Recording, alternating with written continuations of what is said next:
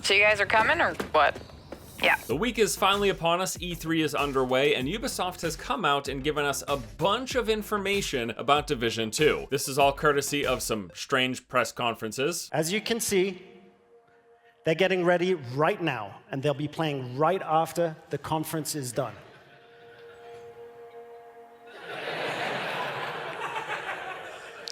Awkward interviews. We're going to show live exclusive gameplay of The Division 2. I have with me Matthias Carlson, right? Producer. Matthias Carlson, yes. And Christian Panner, game director and producer respectively. How you guys doing? And just the most realistic gameplay commentary you've ever seen. Hey, I see you. I'll be up in a sec. Kit, we gotta get you leveled up. I know, please help. I've been busy. Toxic chemical residue detected. A lot of loot down there. Oh yeah. A lot of loot down there. This is how people talk. A lot of loot down there.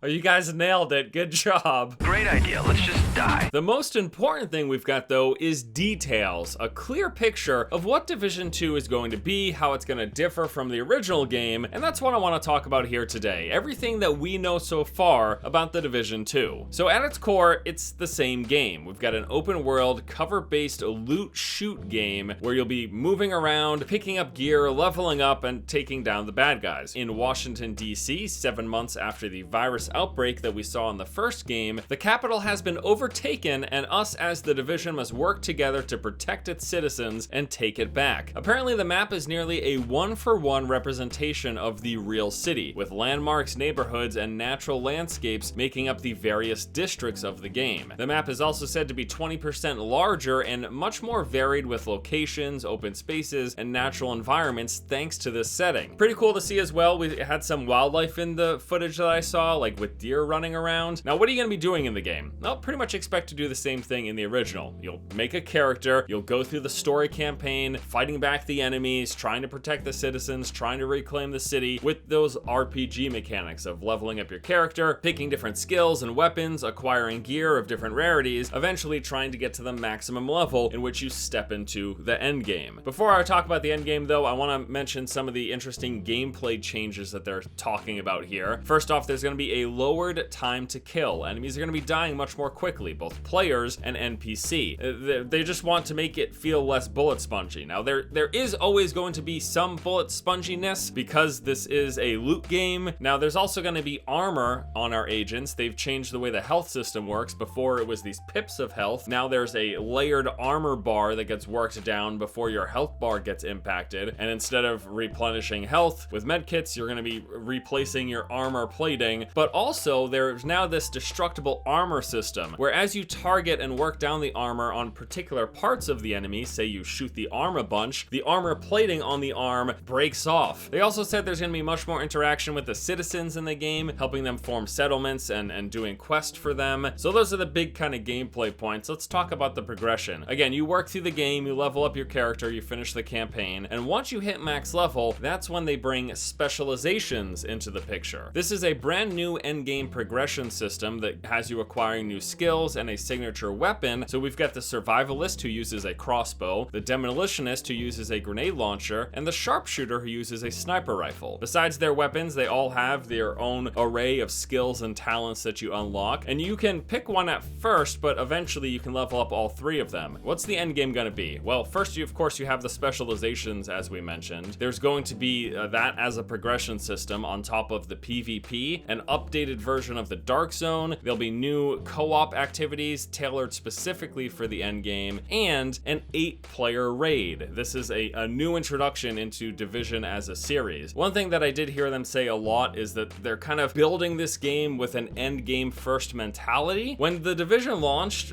some of the major complaints was that after a couple of days when people hit max level, there really wasn't all that much to do, and people kind of got bored of the content that was there pretty quickly. So the fact that they're building this game from the ground up with the end in mind is going to add to hopefully that longevity that we didn't see there when Division first came out. So you can never avoid the problem of games launching with the lowest amount of content unless they just never get new content after they launch. Speaking of additional content, they have laid out their year one plan. Great news. everything's gonna be free. They're talking about 3 additional story-driven episodes that add new missions, expansions to the map, new game features, and yes, it's all gonna be free. Since they've said year 1 is all free, that implies that year 2 probably isn't going to be free, and we can expect to pay for content after that point. But happy to hear that you buy the game right when it comes out, you're gonna get a full 12 months of brand new content. Now, when does this game come out? Well, it's gonna be launching on March 15th in 2019. There is also currently a beta registration that's open. You can sign up for it now. Don't expect it anytime soon, though. I would anticipate that they won't do a beta until they're much, much closer to launch, right before the game comes out. And that's basically it. All of the big stuff, all of the details that we found about Division 2.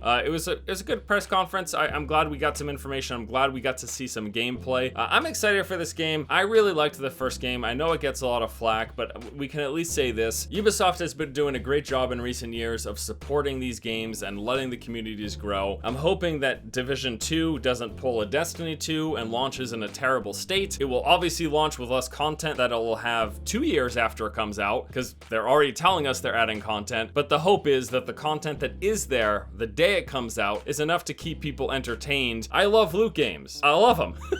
I want the Division 2 to be good. I want Anthem to be good. I'm keeping my fingers crossed for both. Hope you guys enjoy this video. Hope it gives you a better idea of what to expect with Division 2. Thank you for watching. I'll see you next time. Also, we got some hot new merch in the store. Check it out in the link below. Thanks. Here's the door.